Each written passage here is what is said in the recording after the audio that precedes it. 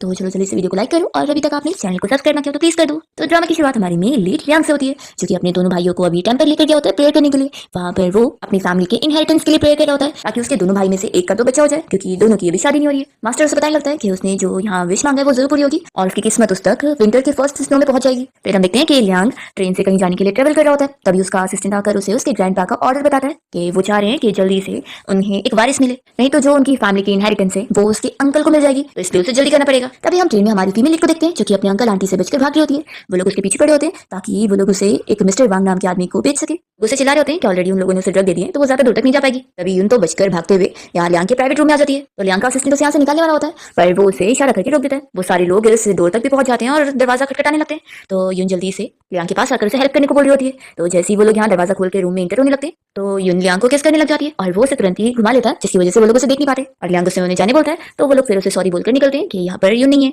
और फिर यून इतनी नशे में होती है कि वो लियांग से उसकी हेल्प मांगती है और दोनों साथ नाइट स्पेंड कर लेते हैं। इसके बाद जब लियांग उठता है तो यून यहाँ से जा चुकी होती है और लियांग का असिस्टेंट उसे बताता है कि वो लड़की यहाँ से ऐसे भाग गई कि उसके बारे में कुछ पता भी नहीं चला और सीसीटीवी फुटेज में भी वो ठीक से कैप्चर ही नहीं हुई है। तो वो सोच रहा होता है कि उसने बस उसका यूज करके चली गई है, तो वो चाहती नहीं थी कि वो उसकी रिस्पॉन्सिबिलिटी ले।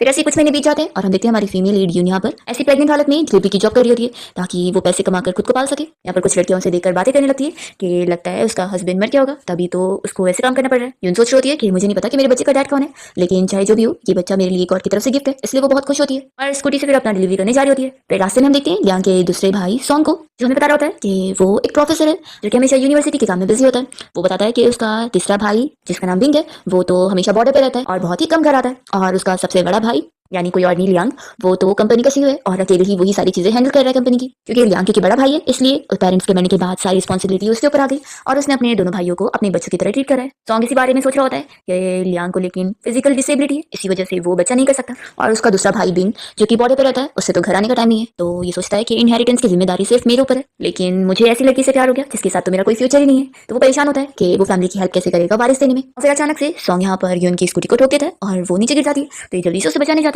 और उसे जब उठा रहा होता है तो उसे मास्टर की बात याद आती है कि मास्टर ने कहा था कि फर्स्ट स्नो में उसे उसकी डेस्टिनी मिलेगी। तो वो सोचता है कि यानी यही उसकी डेस्टिनी है।